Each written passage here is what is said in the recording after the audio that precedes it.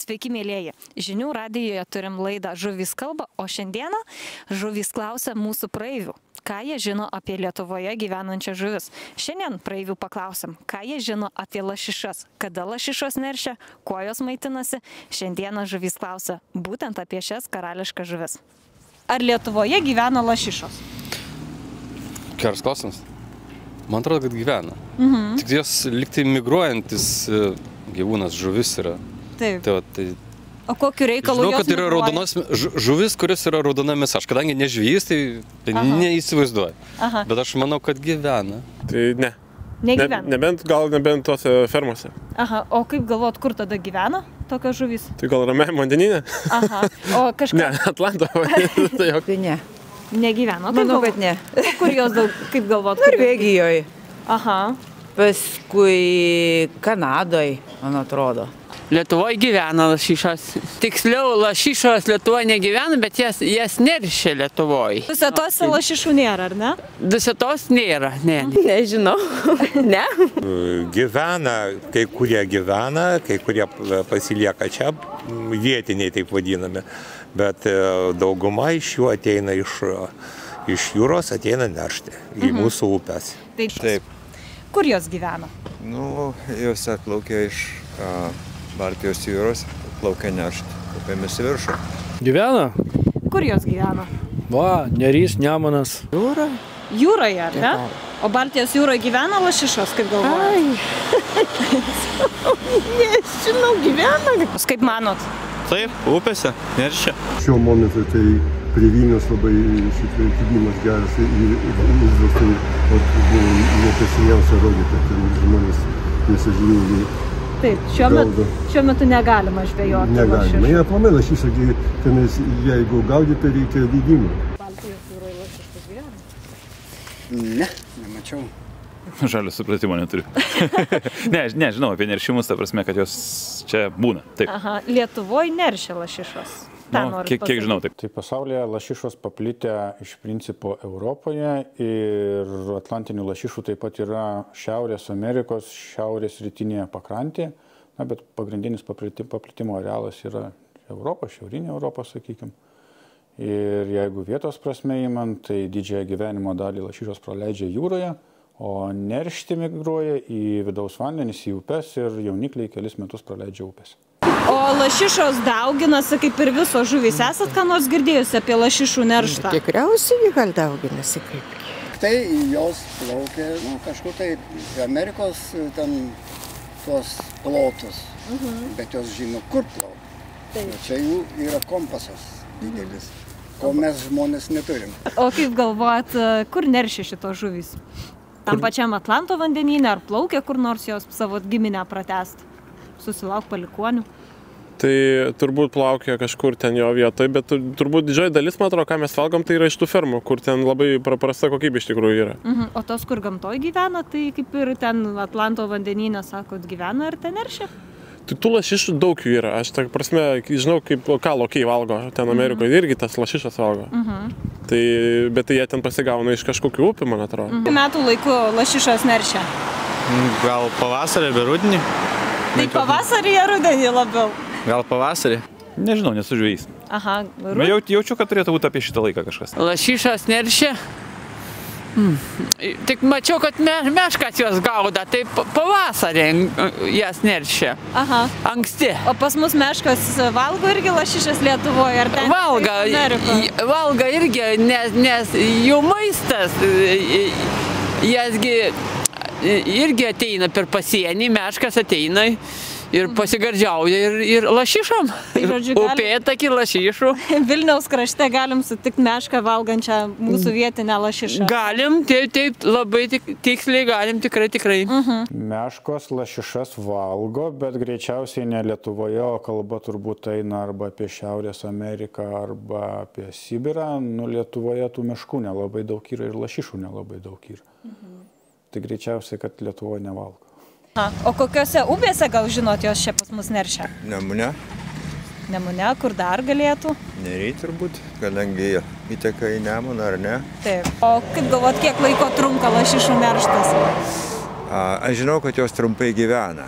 Jos gyvena arba apie keletą metų, 2-3 metus, neilgai gyvena. O kur jos Upelės, kaip mažos upelės. O kokius upelius galbūt galėtumėt pavardinti, gal žinot, kur čia jos neršia? Upelius? Aha. Nu, turėtų būti Juodkrantėj, kažkur turėtų būti Nydai. Toj pusėje, Toj pusėje. O Vilniaus krašte gali neršti lašišos? Vilniaus krašte gali, Nemuno šitos upelės visokios išteka iš Nemuno upelės, kai nedidelį gali, taip. Gali atplaukti, ar ne? Gali. Nerim, Nemunu kažkur, ar ne? Pas mum tai šamai yra Dusetos, Sartuos. O kaip galvot, kiek kartų per gyvenimą jos gali neršti? Kaip dažnai jos grįžta į savo gimtus upelius pratęs giminę? Nu, čia tikriausiai kaip ir žmonės pagal amžių. Kiek leidžia amžius, kiek leidžia toj lašišų sveikatą, tai tiek ir neršia. Oi, aš būtų pavasarį. Aha, galvot, kad pavasarį. Taip. O kaip manot, kur lašišos gyvena? Ar tai koks vandens telkinys, kur jos daugiausia praleidžia laiko saugusios lašišos? Nu, jeigu atlantinės lašišos, tai tikriausiai Atlanto vandenyne. Taip visai istorija. Taip, tikriausiai. O neršia jos kur tuomet? Ten, kur gyvena. Ir kaip galvot, kiek kartų per gyvenimą lašišos neršia? Vieną kartą ar daugiau? Daugiau. Daugiau? Kas metai neršia? Tai vieną kartą tik tai gali į metus neršia, nes pavasarį anksti, taip. Va dabar kaip tik, nuo spalio iki gruodžio, tarkim. Kiek kartų per gyvenimą gali, tarkime, lašišą neršti? Lašišą neršti? Nu, nežinau, mūsų lašišas jos nemiršta. Paskui grįžta, vėlgi grįžta į jūrą, vėlgi kaupia jėgas, kad neršti kitą kartą, o tai mūsų atlantinės lašišos, o reiškia kitas lašišos, kaip skaičiau, tai dauguma miršta. Čia tos ramiojo vandenino, jo. O dabar turbūt, lapkritį, spalį, aš taip galvoju, gal dar gruodį kažkiek, jeigu kada tas ruduo ateina. Aš žinau, kad žvejams yra uždrausta nuo kažkada tai žvejoti, kadangi aš visiškas nežvejys, tai dabar kada, ar rudenį, ar pavasarį, neįsivaizduoju. Spėčiau rudenį. O kur jos neršia, kaip galvojat? Aš suprantu, kad upių aukštumose, nes dabar kažkur tai Kauno rajone, aš lyg tai skaičiau straipsnelį, buvo vietinių visuomenininkų maištas prieš hidroelektrinės savininką, kad, žodžiu, tos inžinerinės konstrukcijos trukdo toms žuvims migruoti. Na, čia aš visiškai džiazuoju, aš nežinau iš tikrųjų dėl to, bet aš taip, išbandau. O kaip, ar lašišos gali kasti lizdus? Jo. Kaip tas lizdas atrodo? Turbūt patinas ar patelė, tiksliai nepasakysiu, su uodega ir išberia tas ikrus ir po to ten ją užsiberia truputį nuo srovės ir pavasarį išsirita, gal žiemą. Neršto migracija prasideda kartais ir Liepos mėnesį pakankamai anksti, bet pagrindinis lašišų ir šlakių migracijos pikas yra rudens antra pusė, iš principo tai yra rugsėjis, spalis. Na ir pats nerštas prasideda, kai vandens temperatūra pasiekia maždaug 5 laipsnius. Tai paprastai būna lapkričio mėnuo. Taip, tai pagrindinės lašišų nerštavietės yra taip vadinamos upių rėvos, tai yra seklios upių vietos, kietų dugnų, žvirgždų, žvyrų.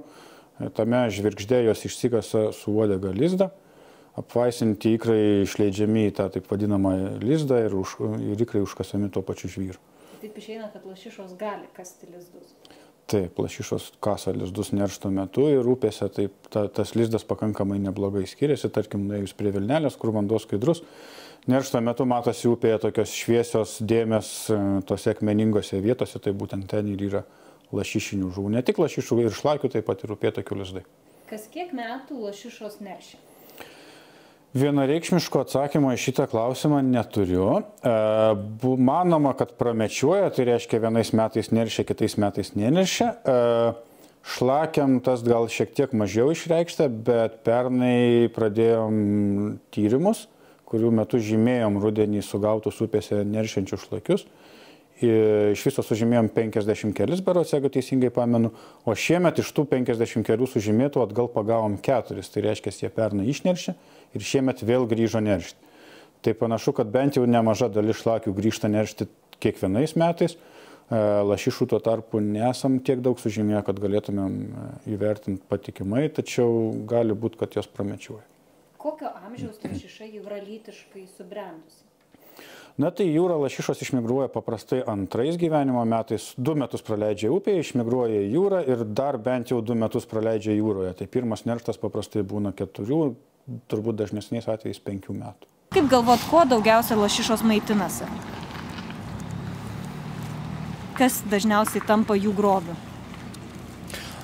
Kadangi tai yra didelė žuvis, tai aš manau, kad jos, ir mes čia dabar, kai gaminame sušius, tai aš nemačiau, kad lašišos dantų turėtų. Bet aš manau, kad jos minta mažesnėm žuvim ir papildo racioną kažkas tai augalinės kilmės, žolėm, dugniniais, vėžiagyviais gal kažkaip. Nu, jisai maitinasi tais vadinamais šrimpais, mažiukais, športukais, kitom žuvytėm. Plėšri žuvis. Taip. Labas, Jūra. Tai maitinasi, kuom jinai maitinasi, tom jos spalva yra, reiškia mėsos. Tai kažkokius vandens gyvius. Aha, kitas žuvelės gal? Nu, lašišas kokios dumbliais, kokiais vėl kokiais, tenais, plantonų visokia yra. O kitas žuvelės lašišos ėda? Nu, jas plėšrės turėtų būti, kaip lydekas, tai jas plėšrės, tai jas mažesniais su šitais visokiais, plantonais visokiais, mažesniam žuvytėm gali būti. Irgi kaip ir karpis ir viskas ten didesnė procesas. Ar dar ką nors tokių? Žinokit, geras klausimas. Gal kitas žuvis, kaip galvot? Šiaip tai, man atrodo, jis prie plėšriųjų gal daugiau. Tai gal kitom žuvytėm. Mat geras klausimas, tikrai nieko nežinau apie tai, kaip maitinasi žuvis. Dumbliais gal jūros? Galvojat, ar ne? O pavyzdžiui, tai plėšri žuvis valgo kitas žuvis? Ne, nemanau. Tik tais dumbliais? Nu, manau, kad taip. Kai jūroje, ten bazė maitinimo didžiulė bazė, nežinau, ten viską jie ten valgo, ten kryvietės, jos nors, nežinau, tiesiog, smulka žuvytės, visokiausias, ten tos pačios, stintas tas pačias. Dumbliais, nežinau. Dumbliais, ar ne? Tokią randa gal. Jūrai, tai mažom žuvytėm. Kokiom? Gal žinot? O vėl nežinau, strimelėm kokiam. Neįsivaizduoju, jūrinės kokias ten yra, pas mus Baltijai. Migracijos metu lašišos nesimaitina. Neršto metu taip pat nesimaitina. O kuo jos maitinasi jūroje? Tai jo, išsiritę iš ikrų lašišų jaunikliai taip pat yra plėšus, maitinasi zoobentosu paprastai įvairiais smulkiais gyvais padarėliais, kurie telpa į burną. Kai šiek tiek paauga, pereina prie mitybos mažomis žuvelėmis, mailiumi, lervutėmis. O išmigravę į jūrą taip pat maitinasi plėšriai, dažniausiai tai būna kažkokios smulkios žuvys, tarkim brietlingiai, geriau žinomi kaip šprotai arba strimelės, taip pat be abejo krevetės, iš principo visas gyvūninės kilmės maistas, kuris patenka į jų aplinką. Ar lašišos maitinasi dumbliais? Ne, dumbliais lašišos nesimaitina tikrai. Kokio dydžio, kaip galvojat, gali užaugti lašiša? Ta, kuri gyvena Lietuvoje. Kadangi lašišos filė yra didelė ir turbūt 1,5 kilogramo viena pusė, tai aš galėčiau spėti, kad apie 3 kilogramus plus viršaus, 3,5 kažkur tai. Iki 4. Kokia dydžio? Nu, pusė, kaip aš per pusę galbūt. Tokio ilgio mažai. Didelės, mažos tai žuvis. Nemažas ir visokių yra gal. Kaip galvot, kiek metų gali gyventi lašišos? 5 metus, 10 metų, gal 100 metų gali gyventi? Gal iki 5 kažkur. Iki 5 metų. Oi, žinot, nežinau.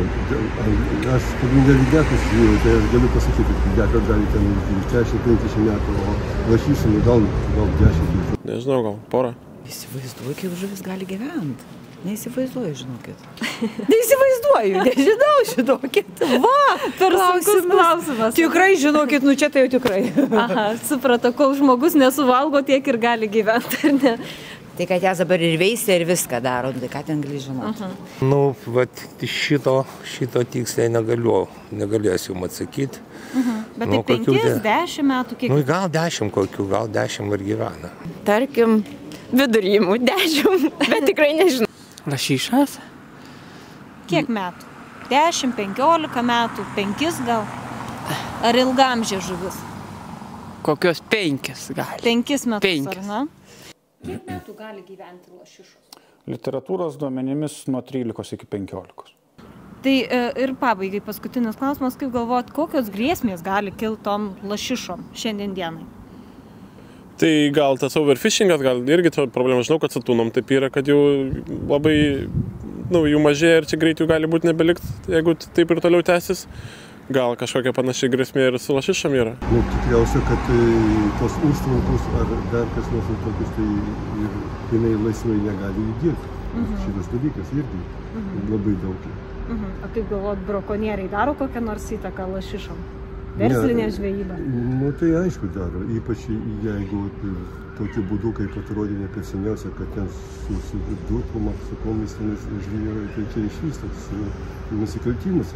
Vis tiek yra riba kažkokia. Netgi ant visų žuvų lydekų irgi gali pagauti tik 2 lydekaitis. Ir ten yra riba nuo 50 iki ten kažkiek svoris viskas. Tai lašiša to labiau. Reikia saugoti. Ne, tai būtinai. Be abejo, yra žuvis plėšrios, kuris valgo kitas žuvis ir žmonės labiausiai valgo lašišas, man atrodo. Didžiausia grėsmė žmogaus viskam. Mes esam didžiausia grėsmė lašišom. O va, visos užtvankos, jinai negali praplaukti. O šiaip tai manau, jeigu kurie paleidžia tos upelius ir ten grįžta, jinai neršia kur paleista, gimsta greičiausiai. Na tai grėsmių yra įvairių. Viena iš tokių globalių grėsmių, sakykime, yra klimato kaita, nes lašišos tai yra šalto klimato žuvis ir šalto vandens žuvis, o reiškia keičiantis klimatui vandens temperatūra auga, vasaros ilgėja, ruduo ateina vėliau, pavasaris ateina anksčiau ir tai tikrai nėra geras ženklas šitom žuvim, vienas dalykas. Kitas dalykas, pakankamai didelį neigiamą poveikį daro buveinių praradimas, tai paprastai tariant yra užtvankos ir hidroelektrinės ant upių, kai žuvis tiesiog nebegali pasiekti savo nerštaviečių upėse. Dar vienas ypatingai didelis poveikis yra brakonieriavimas, kai neršto metu žuvis paprastai būna sekliai, nelabai baikščios, tai brakonieriai tuo žinoma naudojasi ir pakankamai daug tų neršiančių žuvų arba sužaloja, arba tiesiog pagauna.